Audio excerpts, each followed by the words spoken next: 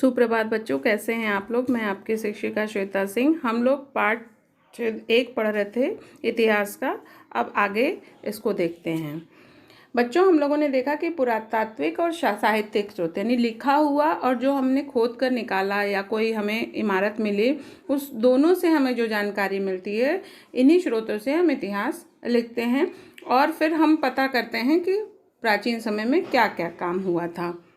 इतिहासकार इन्हीं मिली हुए सामान से उस समय कैसा सामाजिक व्यवस्था थी, आर्थिक व्यवस्था थी, लोग कृषि करते थे या पशुपालन करते थे कि कोई शिल्प का काम करते थे, इस तरह से उनकी आर्थिक स्थिति का वर्णन करते हैं।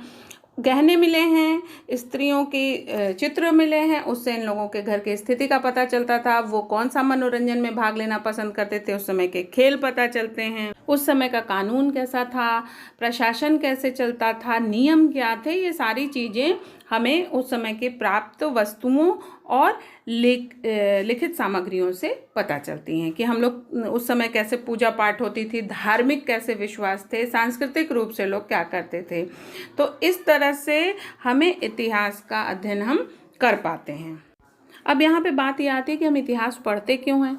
तो बच्चों, हम इतिहास इसलिए पढ़ते हैं ताकि हम इतिहास पढ़कर पुरानी गलतियों को वर्तमान में न दोहरा पाएँ।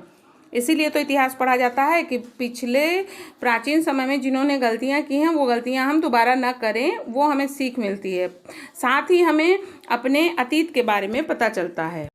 जो पुरातत्वविद होते हैं बच्चों, जो खोद के सामग्री निकालते हैं, वो कैसे समझते हैं कि कौन पहले आया कौन बाद में आया। तो इसके लिए देखिए, ये खुदाई का स्तर बना है, 1 2 3 4 आपके एक चित्र में बना हुआ है। तो ये लोग क्या कहते हैं, होता क्या था पहले के ज़माने में कि लोग बसते थे, फिर वहीं पे किसी कारण से वो पूरी सभ्यता ख़त्म हो जाती थी, लोग मर जाते थे या ख़त्म हो जाती थी, फिर वहीं पे दूसरे सभ्यता के लोग घर बना लेते थे, फिर तीसरी सभ्यता के लोग घर, फिर चौथी, इस तरह से एक टीले की तरह ऊंचा स्थान बन जाता था। तो जब उस टीले की खुदाई की जाती है तो एक स्तर पे दूसरी सभ्यता मिलती है, थोड़ा और नीचे जाने पे दूसरी, उसके बाद तीसरी, उसके बाद चौथी। इस तरह से कई जगहों पर ऐसा पाया गया है कि टीलों की खुदाई करने पर एक ही स्थान पर कई सभ्यताएं मिल गई हैं, कई काल खंड के उस समय के ऐतिहासिक चीज़ें प्राप्त हुई हैं। ठीक है, तो जो सबसे निचला स्तर होता है वो सबसे पुराना मानते हैं पुरातत्वविद लोग।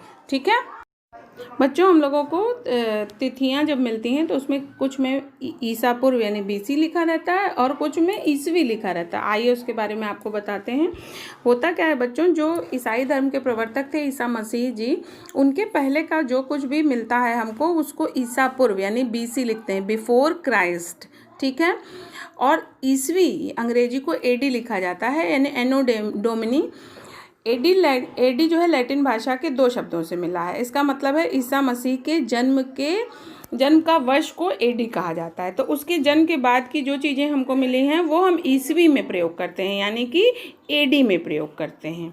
समझ में आया। इसके बाद बच्चों, आप लोगों को अभिलेख जैसा शब्द लिखकर मिला है। हमने आपको पढ़ाया था कि अभिलेख क्या होता है। अभिलेख पत्थर पर किसी चीज़ से खोद कर लिखी गई जो चीज़ होती है उसी को अभिलेख कहते हैं। पत्थर या किसी धातु पर, जैसे तांबे पर खोद के लिखी गई जो चीज़ें हमें मिली हैं वो अभिलेख कहे जाते हैं। ठीक है, उत्कीर्ण माने खोद के लिखना। स्तूप क्या होता है। स्तूप का शाब्दिक अर्थ होता है टीला। प्रायः सभी स्तूपों के अंदर एक डिब्बे में भगवान बुद्ध के अनुयायी उनके बाल, दांत, हड्डी या राख या उनके प्रयोग की कुछ भी सामग्री रखे हुए हैं, वही स्तूप हैं। तो स्तूप कैसा होता है मालूम है, जैसे उल्टा कटोरा रख दो तो वैसे ही तरह के, जैसे हम लोग के यहाँ मंदिर होते हैं तो वैसे बौद्ध धर्म के लोग वैसे ही स्तूप बनाते थे बाद में, उनके मृत्यु के बाद, गौतम बुद्ध के मृत्यु के बाद। अब इसमें तीसरी चीज़ लिखी है पुरास्थल। पुरास्थल वह है बच्चों जहाँ से हम खुदाई करके हमें बर्तन, औजार और पुराने समय की इमारतें जो मिलती हैं वो पुरास्थल कहलाते हैं। और ये ज़्यादातर हमें कहाँ मिले हैं, नदी, तालाब और झील और समुद्र के किनारे, क्योंकि प्रायः मनुष्य की सबसे बड़ी आवश्यकता क्या होती है, जल। तो जल जहाँ रहेगा उसी के किनारे मनुष्य बसेगा।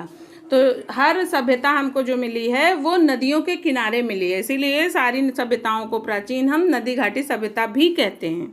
फिर इसके बाद बच्चों लिखा है और भी जानिए। तो इसमें है महाभारत विश्व का सबसे बड़ा महाकाव्य है। महाकाव्य जो काव्य में यानी जो कविताओं में लिखा जाता है, तो विश्व का सबसे बड़ा महाकाव्य यानी बहुत बड़ा है महाभारत।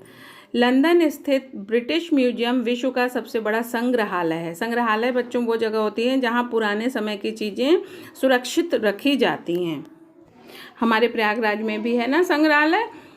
और अलेक्जेंडर कनिंघम को भारतीय पुरातत्व विभाग का जन्मदाता कहा जाता है। अलेक्जेंडर कनिंघम नाम के एक व्यक्ति थे, उन्होंने ही पुरातत्व विभाग यहाँ पर बनाया था हमारे भारत में, क्योंकि हमारे यहाँ तो अंग्रेजों का शासन था।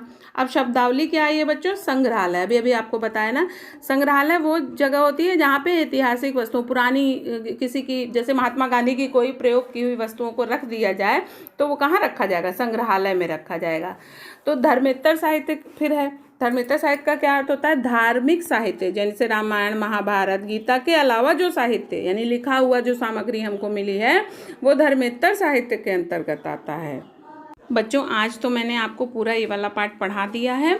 अब आप अभ्यास कार्य करने की कोशिश करिएगा, बाकी मैं बताऊंगी।